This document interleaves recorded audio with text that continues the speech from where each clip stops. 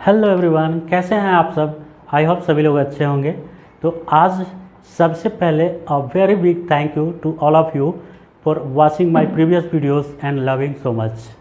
आज हम same principle based final and last question solve करेंगे and then we will move forward towards next topic and that will be application of dimensional analysis. ठीक है, तो आज principle of homogeneity का के base पर फाइनल क्वेश्चन हम लोग देखेंगे। क्वेश्चन है, चैप्टर वही है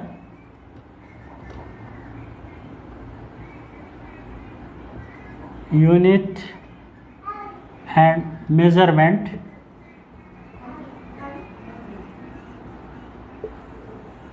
ठीक है, क्वेश्चन है फाइंड द dimension of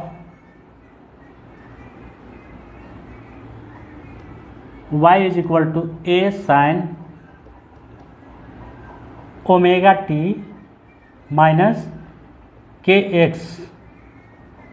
ठीक है, इसमें हम लोग को ओमेगा a एंड k का डायमेंशन फाइंड आउट करना है।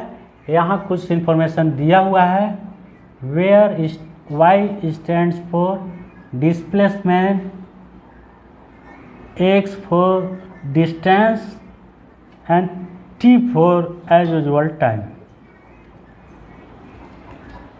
अब यहाँ पे हम लोग को डायमेंशन फाइंड आउट करना है ओमेगा a एंड k का।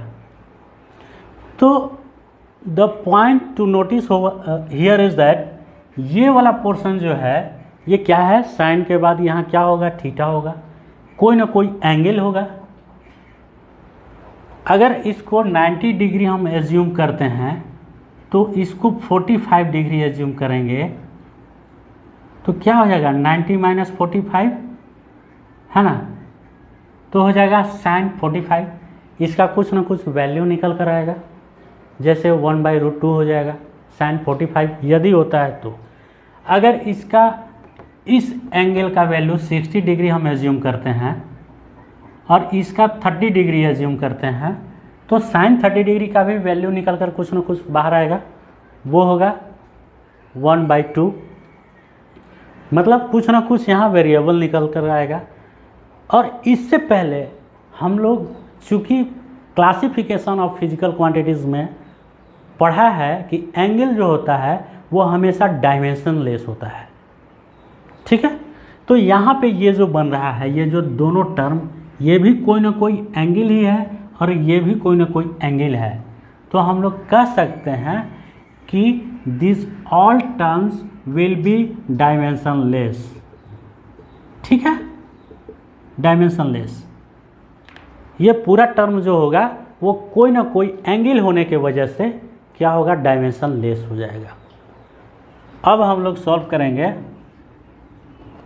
Dimension of omega T must be dimension less, that means m0, l0 and t0। अब ओमेगा जो है हम लोग को मालूम नहीं है कि क्या है, t जो है यहाँ टाइम दिया हुआ है, उसका डायमेंशन हम लोग लिख लेंगे। ये हो जाएगा m0, l0 एंड t0। तो dimension of omega must be m0, l0, t inverse, ये निकल कर आ जाएगा। तो यहाँ हम लोगों को डायमेंशन ऑफ ओमेगा जो है निकल कर आ गया। एक चीज़ हम लोगों ने गेन कर लिया। इसके बाद हम लोग को a एंड k का डायमेंशन फाइंड आउट करना है। तो चूँकि ये एंगल और ये एंगल दोनों, इसका डायमेंशन और इसका डायमेंशन भी सेम होगा क्योंकि ये माइनस में है। तो similarly dimension of kx must be dimension less, that is m0, l0 and t0। अब k क्या है, dimension of k I don't know, तो हम लोग लिखेंगे k इंटू एक्स जो है डिस्प्लेसमेंट है, इसको हम लोग लेंथ लिखेंगे क्योंकि डिस्प्लेसमेंट को मेजर तो हम लोग लेंथ में ही करते हैं ना। इसलिए लेंथ लिखेंगे। तो यहाँ हो जाएगा m0 l0 एंड t0। अब यहाँ डायमेंशन ऑफ k क्या हो जाएगा, m0 l इनवर्स t0। ये हम लोग को निकल कर आ गया वैल्यू डायमेंशन ऑफ k। तो इस तरह हम लोगों को k भी मिल गया। अब डायमेंशन ऑफ a हम लोग को फाइंड आउट करना है। तो अकॉर्डिंग टू क्वेश्चंस, चूँकि ये वाला टर्म कोई ना कोई एंगल है, साइन थीटा कह लीजिए, जिसका वैल्यू होता है थीटा का, या इसको एंगल कह लीजिए। तो ये पूरा टर्म जो है ये क्या हो गया, डायमेंशन लेस हो गया। हुआ कि नहीं हुआ? अरे जब ये टर्म जो है ये एंगल है और ये भी टर्म एंगल है, तो एंगल होने के वजह से डायमेंशन लेस होता है। तो ये पूरा टर्म, साइन का सिर्फ थोड़ी डायमेंशन होगा, साइन के बाद कुछ ना कुछ तो यहाँ पावर मतलब वैल्यू ही होगा ना। तो साइन थीटा या साइन एंगल जो भी मानिए, थीटा का कुछ ना कुछ एंगल होगा। तो ये पूरा टर्म जो है वो डायमेंशन लेस हो गया।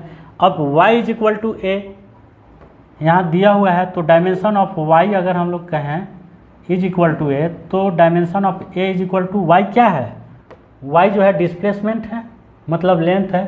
तो हम लोग डायमेंशन ऑफ ए भी क्या हो जाएगा, लेंथ के रूप में निकल कर आ गया।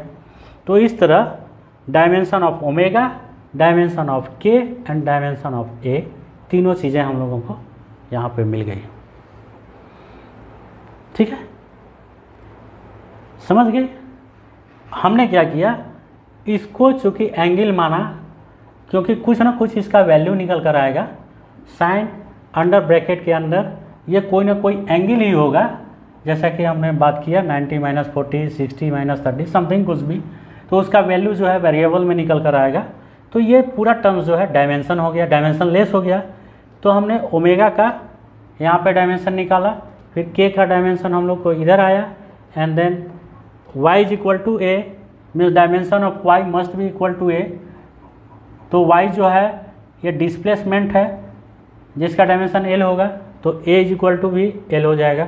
इस तरह हम लोगों को तीनों चीज़ों का डायमेंशन मिल गया। ठीक है, तो ये principle of homogeneity of an equation का लास्ट प्रॉब्लम था।